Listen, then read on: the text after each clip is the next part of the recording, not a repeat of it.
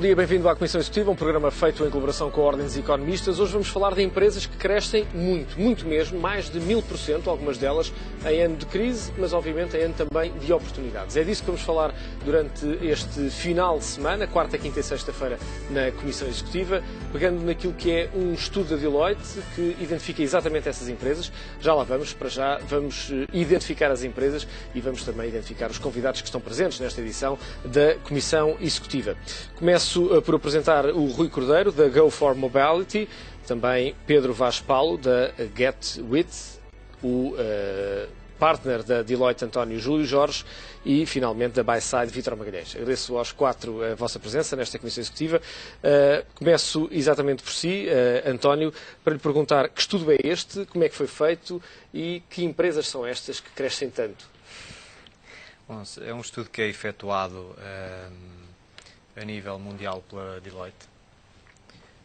Começou nos Estados Unidos, depois propagou-se pelas regiões da Europa e em Portugal também decidimos abraçar esta iniciativa para dar o destaque àquelas empresas que têm vindo a ter crescimentos excepcionais, como é o caso das três que temos aqui presentes, que tiveram crescimentos em 5 anos superiores a 1000%.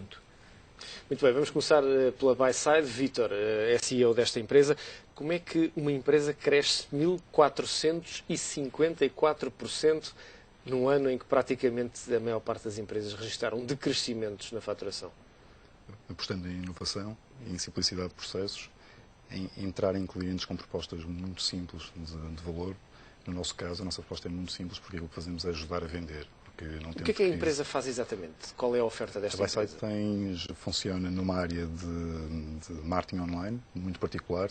Costumamos dizer que começamos onde todos os outros terminam, onde detectamos uma falha, uma lacuna no mercado que tem a ver com o tratamento dos visitantes depois de gerada uma campanha de online. Assim que uma campanha é gerada, quando um visitante chega a um site, é como é que este visitante é tratado. E nós ajudamos a conhecer o visitante, a traçar o perfil do visitante, a analisar comportamentos e, em tempo real, promovemos ações de contacto com este cliente e segmentação, promovendo ou ajudando a promover a venda e a conversão. É uma espécie de Big Brother que acompanha os clientes dentro dos vários sites. Gostamos de pensar que ajudamos os clientes a chegarem ao ponto de interesse e assim facilitamos a venda.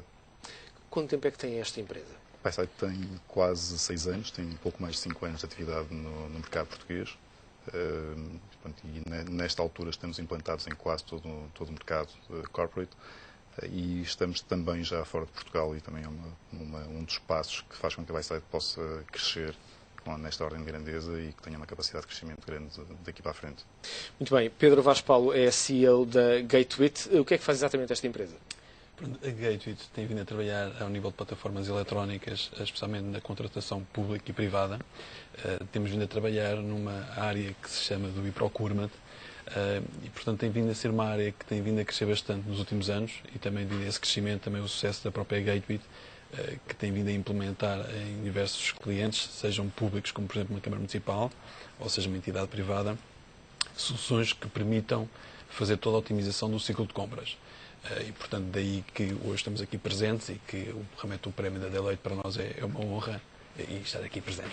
Já agora deixa-me só referir que a GetWit cresceu uns modestos, comparados com os 1400%, 1206%.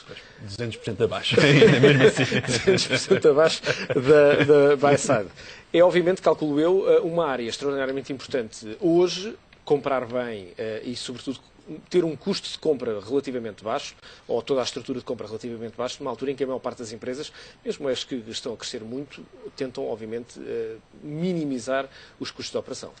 Sim, isso claramente é uma grande vantagem do nosso mini-setor, porque neste momento o nosso produto, ou os nossos produtos, as nossas soluções acabam por estar aqui contra-ciclo, porque é importante para qualquer entidade poder então otimizar todo o ciclo de compras.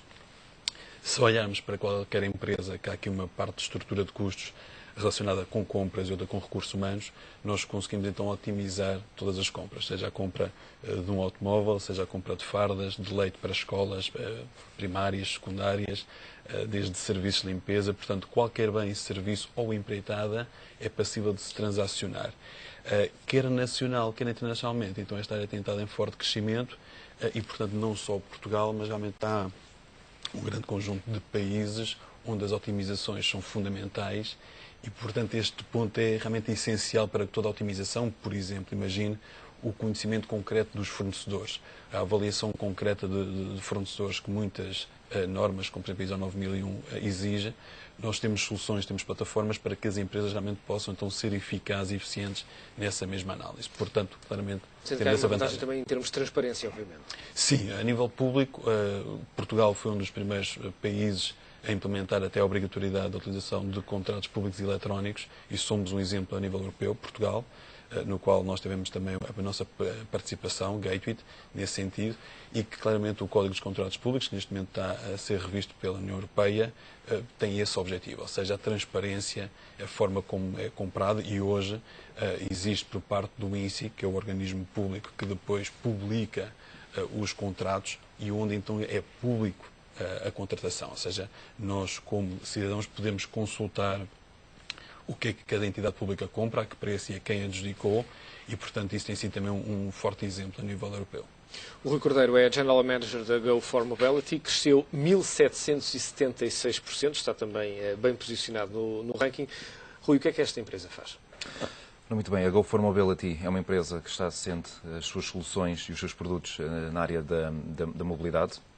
Nós temos essencialmente 4 produtos nesta área. Uma delas é o que nós designamos pelo bulk messaging, portanto todo o serviço de SMS que regularmente nós todos recebemos com ações promocionais aqui essencialmente de marcas. Nós neste momento, além do mercado português, também já estamos a operar no mercado espanhol e cabo-verdiano e, se tudo correr bem, no mercado moçambicano e brasileiro durante o ano de 2013, e em que é nosso objetivo posicionarmos como um fornecedor de SMS nestes países, tanto para as marcas, como para os bancos, como para qualquer empresa que queira, no fundo, comunicar através deste meio junto aqui dos seus clientes. A Go4Mobility tem, digamos, usufruído e de todo o crescimento na área digital e na área mobile que tem-se verificado durante os últimos, essencialmente, 10 anos. Portanto, o crescimento da taxa de penetração aqui da internet, a taxa de penetração dos utilizadores de telemóveis, o próprio desenvolvimento da tecnologia dos telemóveis, que neste momento, os smartphones, neste momento, permite uma interatividade muito maior, tem também beneficiado o crescimento aqui da Go4Mobility, em que aí entra uma outra área de negócio nossa, que é os micropagamentos, que qualquer bem virtual que uma empresa queira vender, poderá utilizar as nossas soluções de micropagamentos através de SMS. Depois temos uma outra componente aqui de desenvolvimento mais na área criativa, que é o desenvolvimento de aplicações para iOS e Android. Temos também uma outra componente também direcionada para o mobile marketing, e temos uma componente criativa, e aí essencialmente nos mercados fora de Portugal, e aqui falo essencialmente do mercado cabo-verdiano, em que nos estamos a posicionar como uma agência de publicidade, em que temos uma equipa criativa de desenvolvimento e de programação que está não só a fazer, por exemplo, spots de televisão, microsites. Portanto, estamos neste momento a posicionar-nos não só como um fornecedor tecnológico dos nossos clientes, mas também estamos a abranger neste momento uma vertente criativa e, em breve, durante o ano de 2013, para acompanhar este desenvolvimento na área digital, vamos criar uma nova empresa que vai estar dedicada ao marketing digital. Isto é uma das lacunas que nós verificamos não só no mercado português, mas também nestes mercados emergentes, que é o facto de a maior parte das empresas não terem uma estratégia de marketing digital. Portanto, o ano de 2013 vai ser um ano de investimento do lado aqui da Go4Mobility. Vamos crescer por uma estratégia de expansão e de internacionalização, mas também possivelmente de aquisição, em que neste momento há a possibilidade de nós também entrarmos em alguns mercados através da aquisição de empresas. António Jorge, quando olham para este ranking, o que é que procuram exatamente? Quais são, digamos, os fatores que estão por trás deste ranking? Como é que elaboram este ranking? De facto, que tipo de empresa é que andam à procura? As empresas que pertencem a este ranking têm que ter, primeira característica, um crescimento acelerado. São as gazelas da economia. Segunda característica, tem que ter inovação e tecnologia no seu ADN. Terceira característica relevante, embora não seja muito publicitada, é importante que tenham um modelo sustentável e assente também em critérios de rentabilidade. E isso também é uma vertente importante. São esses os 3 principais critérios. Não é apenas crescer, é obviamente gerar dinheiro também. É importante nos negócios que o crescimento seja sustentável, e para ser sustentável tem que ser um modelo de negócio competitivo e que tenha lucro. Vítor, certamente algumas das pessoas que nos veem olham para vocês, que são, enfim, jovens empresários ainda. Porquê é que decidiu entrar por esta via e não trabalhar, por exemplo, para uma empresa? Eventualmente teria essa possibilidade. Porquê é que decidiu ser empreendedor? É pergunta difícil porque, na verdade, eu acho que nunca fiz quase... Eu sempre fui empreendedor desde o início da minha vida profissional. Apesar de não gostar do rótulo empreendedor, porque acho que hoje em dia é um rótulo exagerado. É mais a vontade de fazer e a curiosidade de avançar e de fazermos coisas em que acreditamos. No meu caso em particular, eu tomei esta decisão no dia em que, não concordando com a minha entidade patronal, única que tive até hoje, decidi que ou entrava dentro de um processo normal de trabalho das 9 às 5 e fazia aquilo que me diziam para fazer, mesmo não concordando com a estratégia que estava a ser delineada, ou então tinha que fazer alguma coisa em que acreditasse. Isso foi um momento-chave da minha vida em que me fez decidir: não vou ficar a trabalhar das 9 às 5 e vou tentar criar aquilo em que acredito e pôr em prática a visão que tinha naquela altura. Este projeto iSide não é o primeiro projeto em que estou envolvido, já tive outros projetos passados. É provavelmente o culminar de várias experiências e o pôr em prática de experiências adquiridas no passado, sempre nestas áreas de internet e telecomunicações. Em Portugal existe muito, enfim, algum peso do falhanço de alguns projetos relativamente a outros mercados. Sentiu isso e sentiu também a dificuldade de criar a empresa, ou foi um processo relativamente fácil? Acho que senti bastante na pele, diretamente. Tive um projeto passado que foi um projeto que pode-se dizer que foi um projeto falhado, com alguma dimensão, e do qual eu saí e criei este projeto. Tenho uma história pessoal ligada de alguma forma ao falhanço. E é com algum gozo que, nesta altura, esta equipa vai sair, vai sair a crescer, pondo em prática aquilo que era uma visão passada já. Pedro, faço-lhe a mesma pergunta. Porquê é que decidiu avançar para um projeto empresarial? A história da Gateway é um pouco diferente. Portanto, ela resulta sendo uma spin-off do técnico, em que eu, como centro do IST, participo no arranque de um projeto que pretendia ser um projeto académico, só que depois pretendi que tivesse uma componente comercial. E, portanto, foi criada a empresa e, aos poucos, fui retirando então a empresa e o conceito por parte da universidade, e, portanto, foi feito esse destaque e, portanto, tem esse nascimento. De qualquer forma, eu gostaria de aproveitar esta oportunidade para também destacar que nós aqui temos excelentes exemplos, nós podemos ser um excelente exemplo, mas temos muitas dificuldades também. E quais são elas? Toda a dificuldade de todo o percurso.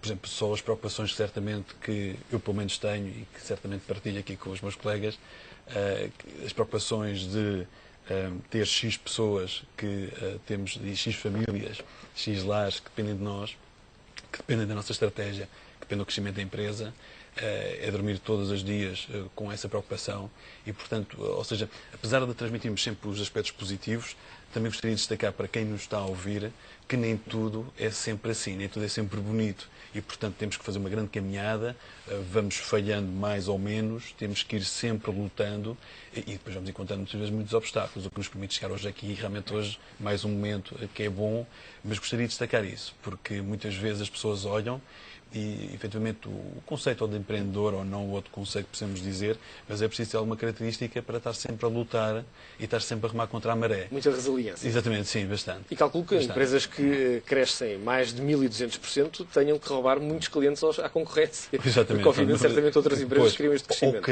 Ou criar novos serviços, ou seja, o próprio cliente às vezes pode não ter a percepção que realmente precisava e pode aparecer um nicho novo de mercado e nós temos é que conseguir convencer de que realmente há ali uma oportunidade que não estava a ser feita e que vale a pena apostar numa nova tecnologia. Portanto, ou seja, podemos estar num nicho, que é nesta perspectiva de inovação, que nem sequer há concorrência. E temos é que lutar depois contra a inércia de um cliente que nunca utilizou outro sistema e que nós estamos a apresentar uma coisa que é inovadora, que é diferente e, portanto, que tem esse risco inerente à inovação. Por exemplo, na nossa área, nós temos que recorrer a alguns relatórios de analistas internacionais, da Gartner, da Forrester, da Aberdeen, para poder demonstrar que outros países tiveram sucesso, que existe sucesso com a implementação de determinadas soluções. Porque cá, por exemplo, a parte das compras, elas são feitas. Elas são, nós podemos entrar e apresentar qualquer das nossas soluções e a primeira questão que nós temos é, ok, está bem, mas a entidade XPTO já compra, portanto, o que é que então eu ganho com as vossas soluções? Portanto, há aqui questões de barreira cultural na nossa área que têm vindo a ser vencidas e, portanto, todas essas etapas, todo esse esforço, realmente é importante que também tenhamos consciência que existe. Claro que tendo depois o sucesso, claro que temos um prazer enorme, não é? Como alguém costuma dizer, acho que ser empreendedor é empreender com dor. Rui, sente muitas vezes essa dor de muitas vezes dizerem que o projeto não ia resultar, que esse produto não me interessa, que esse mercado talvez não seja o melhor, que esse financiamento que precisa, eventualmente o banco não lhe vai dar. Como é que um empresário, como é que um empreendedor resiste a levar com tantas portas na cara, como se costuma dizer? Felizmente a GoFor Mobility não tem levado assim com tantas portas na cara, pelo contrário. A nossa estratégia comercial não foi, por exemplo, ir buscar clientes à concorrência, mas foi criar novas áreas de negócio e fornecer novos negócios também aos nossos clientes e fornecer novos tipos de serviços também para os clientes finais deles. Logicamente também há situações em que temos concorrência, isso não há volta a dar e logicamente há uma componente de serviço e há uma componente de preço que são as leis essenciais aqui da concorrência que fazem um cliente escolher um fornecedor ou outro. Mas agarrando um bocadinho aqui nas palavras do Paulo, o processo e o projeto aqui da GoFor Mobility não foi um projeto fácil. Os primeiros 2 anos foram anos dolorosos. Foram anos em que nós estivemos a desenvolver, a investir, em que nos viemos dar a conhecer ao mercado e só sensivelmente a partir do ano de 2009 e 2010 é que efetivamente nós entramos aqui numa rampa aqui de crescimento que até à data tinha sido essencialmente era de investimento e essencialmente também levar aqui com algumas portas aqui na cara, como disse, e a partir daí em que nós tornámos-nos conhecidos não só no mercado nacional como no mercado internacional, a GoFor Mobility acaba por ter uma notoriedade maior fora de Portugal do que em Portugal na área, o que levou com que empresas internacionais viessem à nossa procura e quisessem, digamos, investir no mercado nacional, no lançamento de diversos tipos de serviços ao nível aqui dos conteúdos, o que permitiu que isto depois, no fundo, acaba por ser um processo automático, a palavra passa a palavra e depois, de repente, no espaço de 2 anos, vimos a crescer estes valores percentuais e felizmente atingimos um valor e um patamar em Portugal que neste momento leva-nos a ir para fora de portas para continuar este crescimento. Porquê é que decidiu avançar para a criação de uma empresa e não seguir uma carreira numa outra empresa? Eu na minha vida académica tive um professor de marketing que naquela altura disse-nos a todos numa aula que se não tivéssemos naquela altura a ganhar um determinado valor quando tivéssemos 30 anos, para esquecer. Não valia a pena continuarmos a trabalhar porque nunca iríamos ser ninguém. Isto, logicamente, naquela altura, há mais de 10 anos atrás, teve um impacto em nós que se hoje fosse dito, questionava de alguma forma, mas que foi efetivamente um objetivo e uma ambição do meu lado em que, se eu quiser ser alguém e se quiser efetivamente poder proporcionar crescimento, emprego e, no fundo, também felicidade, é um bocadinho que nós todos aqui procuramos, é satisfação e felicidade ao final do dia do nosso dia aqui de trabalho, levou-me com que aceitasse o desafio aqui do projeto aqui da GoFor Mobility há 5 anos, que eu estou a liderar nos últimos 2 anos e que tem sido algo muito satisfatório e muito recompensante ao final do dia, ao ver a equipa com a qual eu trabalho, em que saímos todos muito bem dispostos e entramos todos os dias muito bem dispostos ao trabalho. Já atingiu esse patamar que o professor lhe falava? Já, felizmente. Junta-se isso o facto de se divertir também. Também. António, como é que estas empresas que estamos aqui a falar comparam com aquilo que é outras empresas comparáveis a nível internacional? Creio que comparam bastante bem, quando enquadrado no que é a realidade e dimensão do nosso país. Para termos uma perspectiva em termos europeia, estamos a falar das 500 empresas que que demonstraram o maior crescimento nos últimos 5 anos. É o objeto do estudo. Estamos a falar de uma realidade de aproximadamente 30 países que concorrem para a zona e o espaço europeu de base do estudo. E no caso específico, as empresas portuguesas catalogaram dentro destes 500 gazelas com 12 empresas. Acho que é um peso bastante significativo e, acima de tudo, é um crescimento muito forte em relação aos anos anteriores em que participámos neste estudo. Tivemos um crescimento também de 300% no número de empresas que ficaram dentro do ranking das 500 mais rápidas. Ou seja, temos mais empresas e empresas que crescem mais. Temos mais empresas e empresas que crescem mais. Gazelas. Portanto, empresas que não têm aquela dimensão ainda comparável com um processo internacional, com empresas destes setores presentes em países com maior massa crítica, como França, por exemplo, ou Alemanha, ou Inglaterra, mas empresas que, à escala portuguesa, apresentam um crescimento bastante assinalável e para mais na conjuntura macroeconómica que temos. Conseguem detectar qual ou quais as razões que provocaram esse aumento dessas empresas de forte crescimento em Portugal? É uma boa pergunta. Eu creio que, usando as palavras e citando terceiros, eu diria que a necessidade provavelmente aguça o engenho. E se calhar as conjunturas macroeconómicas difíceis fazem com que as empresas elas próprias se tornem mais bem preparadas para concorrer internamente e externamente. E menos gorduras fazem o animal correr menos e por isso é que as gazelas correm. E os modelos de negócio robusto ajudam sempre. Muito bem, nesta Comissão Executiva estamos a falar de empresas de forte crescimento, todas elas com crescimentos superiores a 1.200%. É disso que vamos continuar a falar na segunda parte desta Comissão Executiva. Partimos para um breve intervalo, regressamos num minuto. Até já.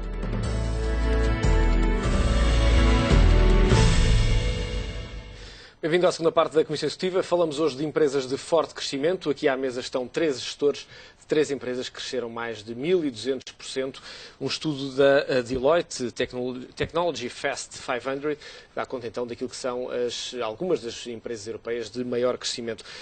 Vítor, regressamos à conversa para lhe perguntar, quando montou a empresa, quando criou a empresa, como é que a financiou, como é que conseguiu arranjar dinheiro, como é que tem financiado a atividade?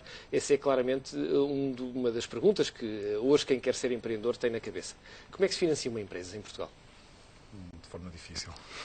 Claramente de forma difícil, porque começamos a empresa com capitais próprios, muito com o recurso tradicional do cartão de crédito do fundador, e tentando fazer algo que aconselho que todas as empresas façam sempre, que é começar não a projetar o desenvolvimento do negócio a longo prazo, mas tentar dar passos curtos, mas que consigam financiar, ir financiando e provando que o projeto faz sentido no mercado.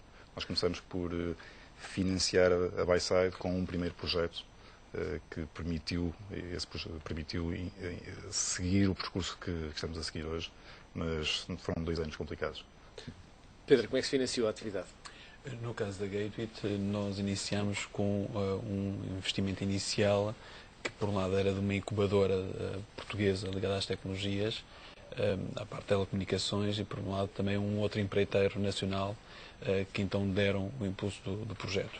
A partir daí, então, tivemos um capital social de arranque e que depois seguimos muito também esta metodologia, ou seja, tentamos primeiro conquistar os clientes, ter esse autofinanciamento por parte do cliente, sendo que aqui é preciso então algum cuidado nesta gestão, porque temos que vender algo que já esteja feito, não é? Mas a tentativa sempre é, e neste momento ainda, recorrer sempre com capitais próprios, mesmo neste processo de internacionalização que neste momento temos vindo a fazer nos últimos anos, temos vindo a fazer sempre com recursos internos, evidentemente com uma gestão que tem que estar demasiado controlada, com forte investimento interno, mas que pretendemos sempre não recorrer a terceiros. Rui, e no seu caso? A Go for Mobility também foi fundada com capitais próprios. Até agora tem sido sempre assim, sempre que é necessário fazer algum tipo de investimento. Felizmente a empresa, logo desde o primeiro ano, começou a dar lucros, o que permitiu que não fosse necessário, por exemplo, recorrer a empréstimos ou outro tipo de financiamento junto das entidades bancárias.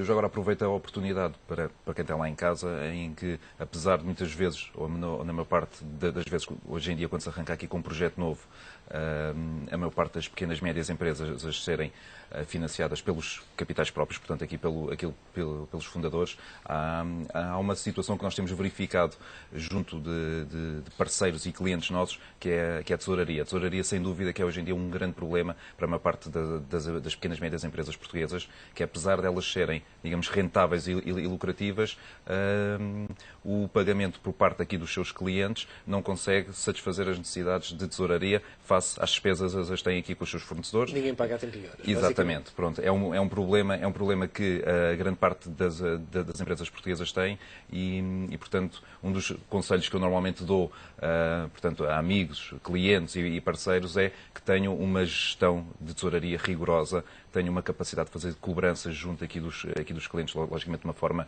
amigável, mas não deixar, digamos, a tesouraria, digamos, ir por ali abaixo e, digamos, terem uma gestão não a um mês, mas sim, possivelmente, a 6 meses ou 12 meses, de forma a que, quando detectarem que há um problema em termos de tesouraria, não sejam obrigados, digamos, a recorrer a um financiamento em que vão ter que estar a pagar juros, quando supostamente esse dinheiro já devia estar dentro aqui da empresa. Portanto, uma gestão rigorosa aqui da tesouraria também permite que, depois, com esse dinheiro em caixa, permite-nos fazer, digamos, aqui um investimento. E isso tem sido, digamos, algo que eu tenho levado à risca aqui na GoForMobility, que é uma gestão de tesouraria muito rigorosa, aqui um contacto com os nossos devedores também de uma forma amigável, apresentando planos aqui de pagamentos, quando não têm essa capacidade, de forma a que o negócio seja plenamente viável, nós consigamos cumprir todas as nossas obrigações com os nossos fornecedores e com os nossos colaboradores e que nos permite neste momento estar a olhar para o mercado com outros olhos, em que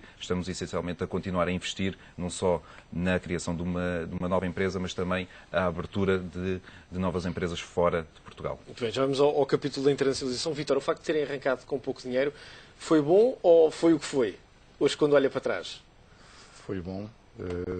E eu acho que é positivo as empresas estarem preocupadas em gerar receitas e não em gerar ideias só, porque ideias é fácil de ter, executar ideias é difícil e às vezes a necessidade faz com que sejamos de facto mais engenhosos e que façamos muito mais com muito menos. Isso, diria que olhando para trás, foi extremamente positivo e na realidade Byside tivemos vários momentos onde podíamos até ter tido investimentos de terceiros e olhando para trás pensamos ainda bem que não aconteceram porque nos permitiram continuar a crescer com alguma segurança e com alguma liberdade. Portanto, acho que ter investimento é positivo, mas é preciso saber para quê. É preciso realmente precisar e ter ideias claras de onde é que ele vai ser aplicado, nunca pelo conforto da empresa. Pedro, há pouco referia que disse esta frase, mais ou menos assim, tivemos que fazer uma primeira venda. O facto de ser obrigado a vender, essa proximidade muito grande com a área de vendas, obviamente, que um empreendedor tem, é particularmente importante ou é algo que preferia não ter aos seus ombros se tivesse uma empresa bem maior? É fundamental. É fundamental, ou seja, eu tenho que ser o primeiro a saber vender. Tenho que ser o primeiro a vender o produto, a solução, que possamos ter um serviço e, portanto, para além de, em termos de conceito, na minha ótica, eu próprio devo também passar, ou já devo ter passado na minha história, por todas as áreas da empresa, ou pelo menos conhecê-las bem, para depois poder haver uma boa gestão. E, portanto, então nas vendas será sempre fundamental estar atento ao mercado. E este estar atento ao mercado, e pegando um pouco na pergunta que estava a fazer anteriormente, eu penso que na questão de termos um determinado valor para poder investir e que depois faz-nos ter uma determinada estrutura, também é importante analisar face à concorrência, ou seja, o que é que a nível nacional os nossos concorrentes são e face a nível internacional. Porque por vezes, se tivermos um investimento que seja menor do que a concorrência, estamos claramente logo a ter um ponto de partida menos favorável, porque, por exemplo, podemos ter uma estrutura comercial no concorrente muito maior. Imagino que podem existir logo uma equipa com 15 comerciais ou 20 comerciais e que se a Gated só tem um, ou se tem ao contrário, se tem 30, claro que tem aqui uma força totalmente distinta. Ou seja, inevitavelmente há aqui um aspecto que também gostaria de destacar, que é a questão da existência de qualidade. Aquilo que efetivamente, certamente, que nos move e que nos faz estar aqui aos três, também, se calhar até ousaria dizer isso, mas acho que temos que ter produtos com qualidade, porque caso contrário, não vamos conseguir vingar. As três empresas estão em mercados extraordinariamente competitivos. A Deloitte também está, obviamente. Nós estamos a falar de três empresas aqui. Estão todas em mercados altamente competitivos, creio. Nós, aquela questão do bater a porta, nós temos muito essa dificuldade. O nosso setor é um setor, seja aqui, seja na Argentina, no México, no Brasil, nos Estados Unidos, existe uma grande inércia para tudo o que é processo tradicional em papel passar para a parte eletrónica. Claro que há países muito mais desenvolvidos nessa matéria, por exemplo, o Reino Unido nem sequer pensa se não é solução. Claro que é. Portanto, pretende então ver qual é que é a solução com maior qualidade, com maior fiabilidade, se perceber se somos ingleses, perceber se somos alemães, e portanto essa é a realidade. Agora, claramente no nosso setor é muito importante a qualidade, para que mesmo a própria Gatewitt neste momento tenha que conseguir então discutir o pódio a nível internacional, numa escala mundial, e temos que fazer essa aposta clara. Rui, sente a mesma pressão da concorrência? Sentimos. Mais global ou mais nacional? Global. No caso aqui da Go for Mobility é uma pressão, digamos, global.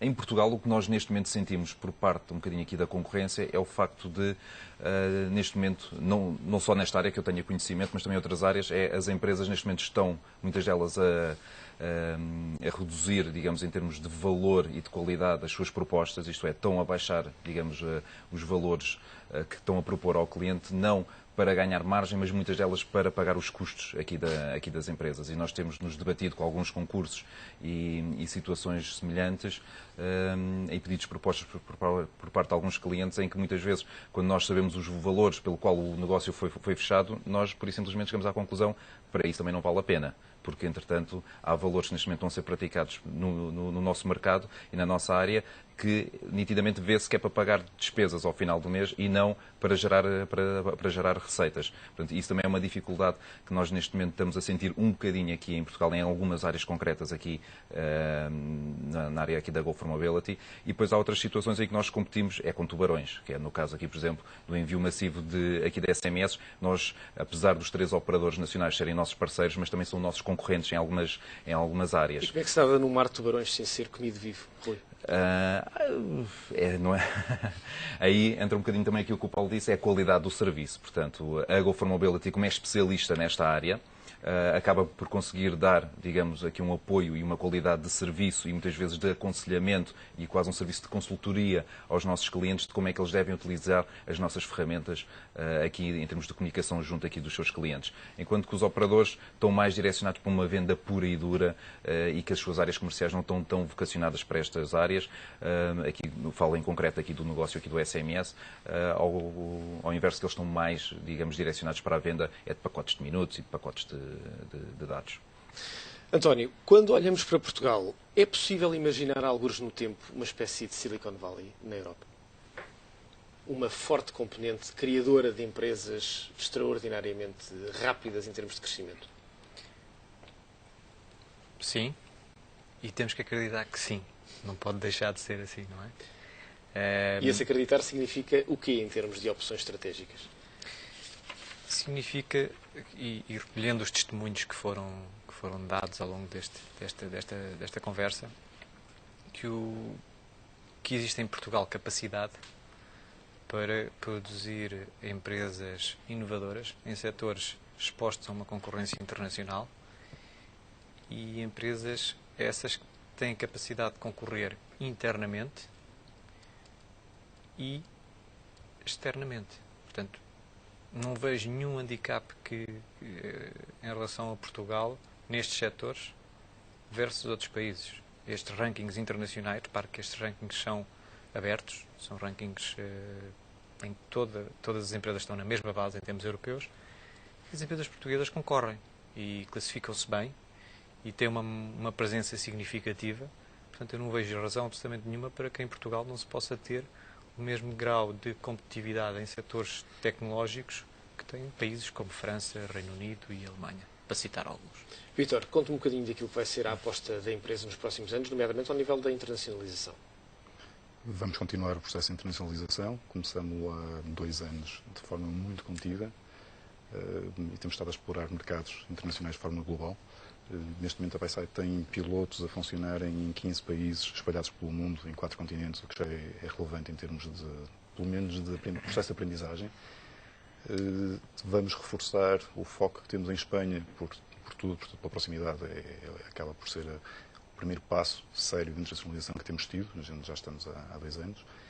E vamos explorar outros mercados. O mercado europeu, claro que é um mercado-chave para nós.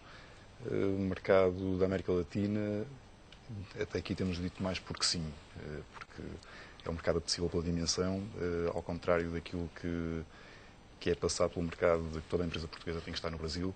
Nós queremos estar no Brasil, mas temos de ter algum cuidado. Como é que a seleção dos mercados é feita? Do nosso lado é feita mais pela proximidade cultural. E quando digo cultural, é cultural no mundo dos negócios sim, mas também na abordagem às pessoas. Porque aí acho que a principal dificuldade no processo de internacionalização passa não pelos negócios, mas pelas pessoas. São as pessoas que fazem os negócios, portanto é importante conseguir perceber quem está do outro lado.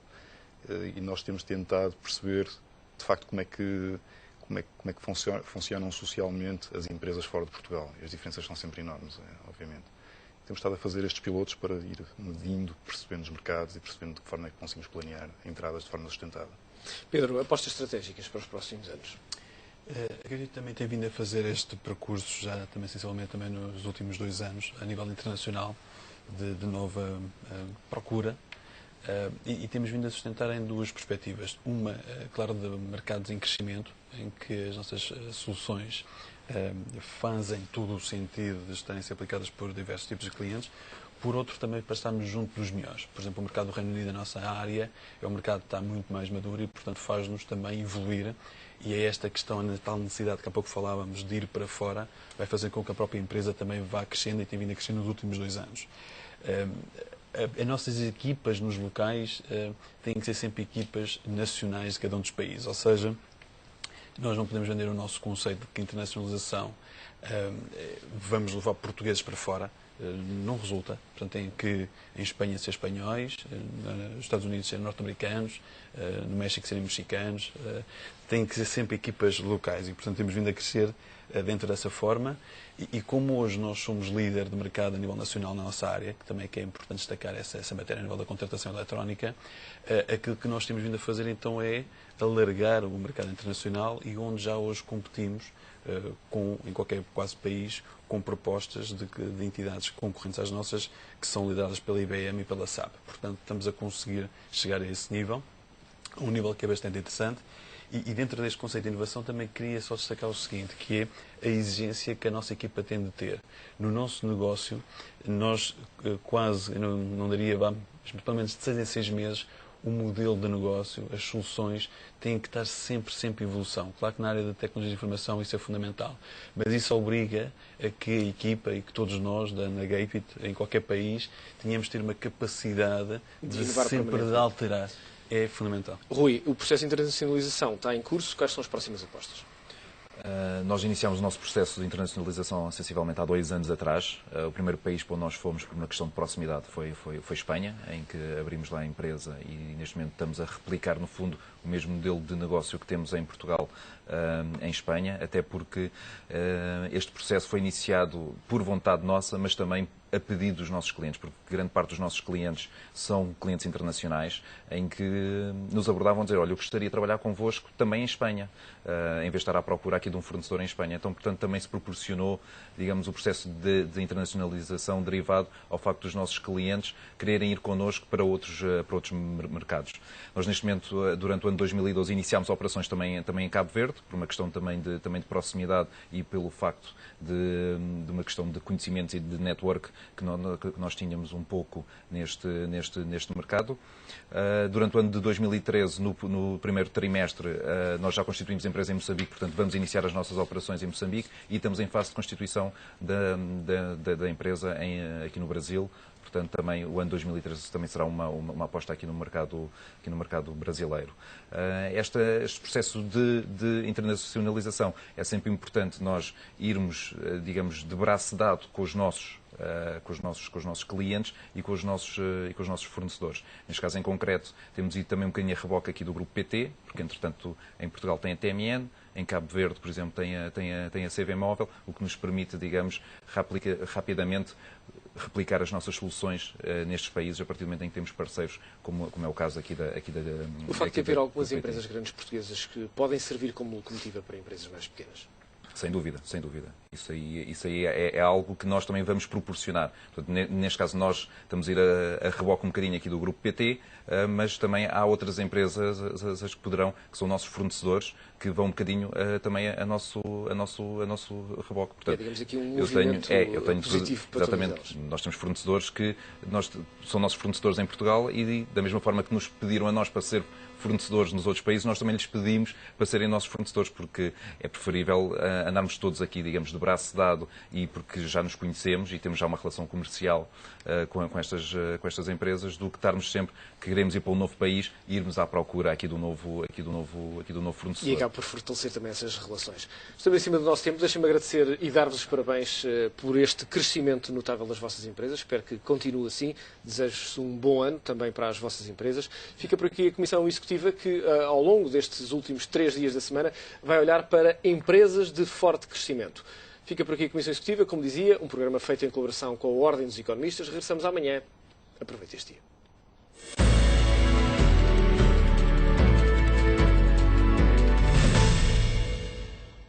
Ponto final no Primeira Hora. A informação regressa ao Económico TV às 12 horas em ponto, com o Hugo Bragança Monteiro. Regresse connosco. Até já.